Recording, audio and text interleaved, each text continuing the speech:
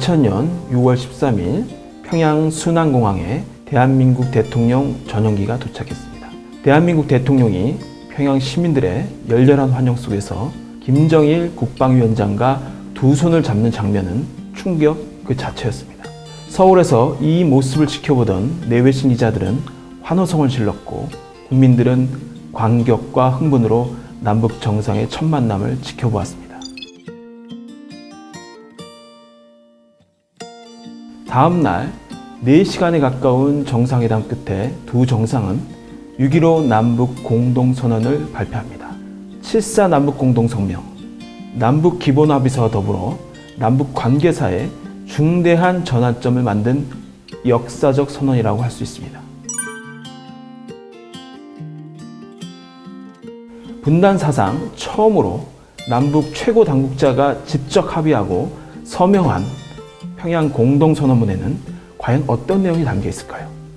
첫 번째는 남과 북이 통일 문제를 우리 민족끼리 자주적으로 해결해 나가자는 것입니다. 두 번째는 남측의 연합 제안과 북측의 낮은 단계 연방 제안이 서로 공통성이 있다고 인정하고 앞으로 통일을 지향시켜 나가기로 했다는 내용입니다. 세 번째는 그해 8.15 즈음하여 이산가족 친척 방문단을 교환하고 비전향 장기수 문제를 해결하는 등 인도적 문제를 조속히 풀어나가기로 했습니다. 네 번째는 경제협력을 통해 민족 경제를 균형적으로 발전시키고 제반 분야의 협력과 교류를 활성화하여 서로 신뢰를 다져가기로 했습니다. 마지막으로 이와 같은 합의사항을 조속히 실천하기 위해 당국 사이의 대화를 개최하기로 합니다. 이 선언문의 가장 큰 의의는 첫 번째 항에 있습니다. 한반도 문제는 국제동맹이나 외교 차원으로 다루던 것이 기존 방식이었습니다. 그러나 이 선언을 계기로 당사자인 남북이 직접 협의하고 풀어나간 형식을 만들어낸 것입니다. 또한 그 당시엔 상상할 수 없었던 규모의 남북한 교류 협력이 이루어지기 시작했습니다.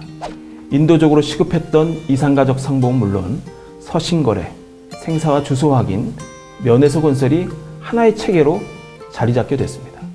괄목할 만한 부분은 바로 경제협력의 활성화입니다. 4개의 경협 합의서가 발효되고 철도와 도로가 연결되었으며 개성공단 1단계 공사가 마무리되어 남측 업체들이 입주하게 되었습니다.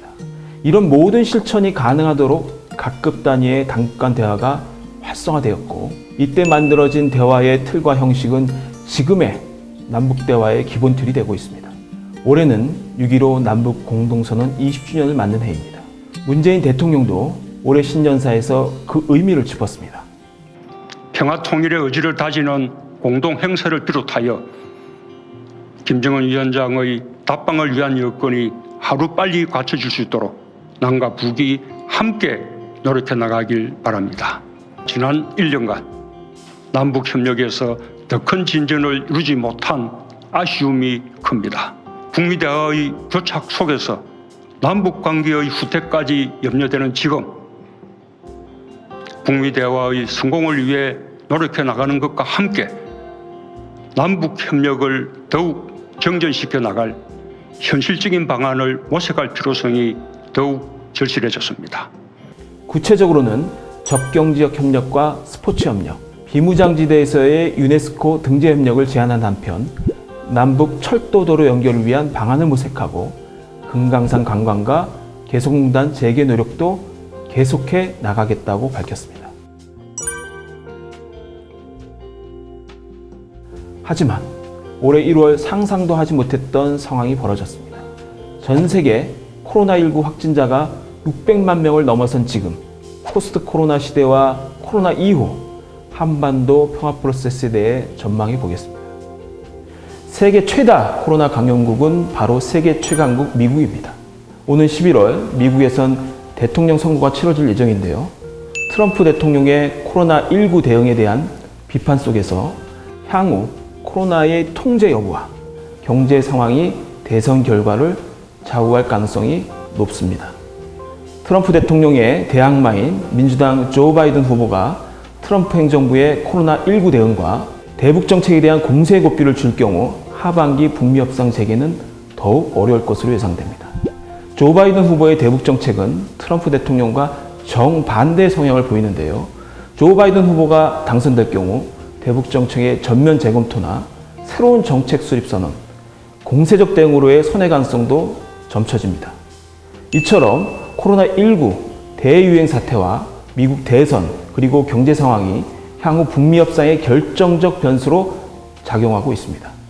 이와 연동된 한반도 정세의 불확실성 속에서 북미 협상의 고리를 유지하기 위해서는 남북관계 차원의 안전망을 마련하는 것이 필요한 상황입니다.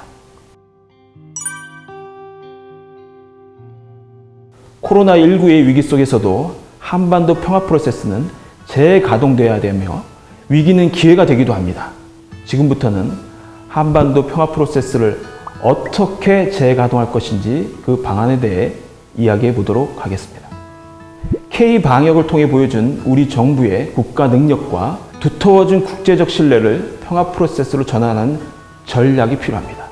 코로나19는 국가의 역할과 능력의 중요성, 소위 국가의 기한을 세계적으로 일깨우는 계기가 되었습니다. 이제는 남북관계를 북미관계의 종속 변수로 취급하는 관성에서 벗어나서 남북 합의 주도의 접근, 선제적인 방향 제시로 전환하는 K-평화 프로세스 전략을 세워야 합니다. 총선 압승의 단단한 국민 지지 기반을 토대로 남북관계의 과감한 드라이브가 필요한 것입니다. 두 번째로는 코로나19 위기를 남북관계의 새로운 패러다임을 만드는 기회로 적극적으로 활용해야 합니다. 20년 전 만들어진 프레임과 교류협력 판타지에 더 이상 안주하고 있을 수 없습니다. 그간 우리는 북한은 경제협력과 지원을 원한다. 민족 동질성 회복을 위해 사회문화 교류가 필요하다는 식의 지극히 기능적 사고로 접근해 왔습니다. 코로나19를 계기로 북한이 실질적으로 무엇을 원하는지 본질적인 문제를 중심으로 접근하는 패러다임의 제고가 필요합니다. 한반도형 협력안보 패러다임을 구체화하여야 합니다. 지난달 문재인 대통령은 오늘날의 안보에 대해 이렇게 강조했습니다. 성공적 방역에 기초하여 인간 안보를 중심에 놓고 포스트 코로나 시대의 국제 협력을 선도해 나가겠습니다. 오늘날의 안보는 전통적인 군사 안보에서 재난, 질병, 환경 문제 등 안전을 위협하는 모든 요인에 대처하는 인간 안보로 확장되었습니다. 모든 국가가 연대와 협력으로 힘을 모아야 대처할 수 있습니다. 남과 북도 인간 안보에 협력하여 하나의 생명 공동체가 되고 평화 공동체로 나아가길 희망합니다. 생명과 평화, 안보를 연계하여 살아있는 모든 사람의 안전이 보장되는 공동체를 지향한 한편 상호 협력적으로 위협을 감소시켜 나가는 것이 바로 한반도형 협력안보라 할 수 있겠습니다. 한반도형 협력안보에서의 한반도 문제는 상호 안전보장 차원에서 포괄적인 접근이 필요합니다. 기존의 절대안보와 북한에게 선비핵화를 요구하는 접근만으로는 한계가 있습니다. 이제는 단계적으로 핵 위협을 감소시켜 나가는 현실적인 접근과 비군사적 분야에서의 협력 아이템을 상호 촉진적으로 연계하는 차원 등 좀 더 구체적인 프로그램 구상이 필요합니다. 한국전쟁 70주년을 맞아 남북한 사이에 상호 안전보장을 재환기하며 군사회담을 촉구해야 합니다. 최근 창린도 포격훈련, GP 사격 등 북한의 군사적 도발 행위가 잇따르고 있습니다. 이럴 때일수록 9.19 군사합의를 재확인하고 추가적인 합의 성과를 유인할 필요가 있는데요.